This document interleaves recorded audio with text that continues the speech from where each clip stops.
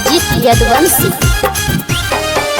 सुनाय चाची सुनाय भैया, सुनाय चाची सुनाय भैया, बात एगो में ना है, बात एगो में ना है।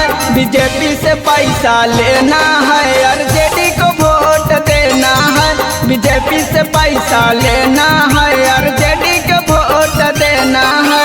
भैया तेजा साबी के, भैया तेजा साबी के निशान ललटेना है, निशान ललटेना है। बीजेपी से पैसा लेना है, आरजेडी को वोट देना है।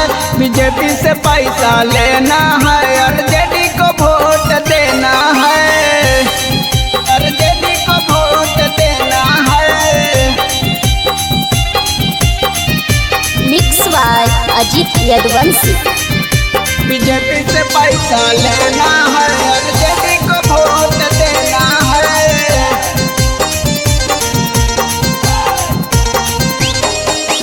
अब के बेर चाची मौका ना गवाई हा, भैया तेजा साबी के सीएम बनाई हा, सीएम बनाई हा। अब के बेर चाची मौका ना गवाई हा, भैया तेजा साबी के सीएम बनाई हा। छूटा टाइपा से ना विरोधी के, छूटा टाइपा से ना विरोधी के, देना नहीं बेना है, देना नहीं बेना है। बीजेपी से पैसा लेना है, आरजेडी को वोट देना है।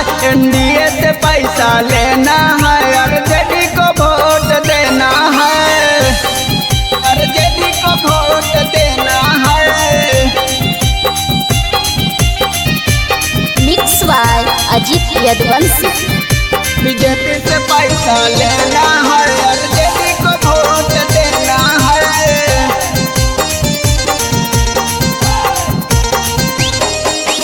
लाभे उठा के चाची भूली हा न बतिया, बिगड़े न दिहा अब बिहार के हालतिया, बिहार के हालतिया। लाभे उठा के चाची भूली हा न बतिया, बिगड़े न दिहा अब बिहार के हालतिया। सतिया जीत के चाची, सतिया जीत के चाची, यही बात कहना है, यही बात कहना है। एनडीए से पैसा लेना है, आरजेडी को वोट देना है। बीजेपी से पैसा लेना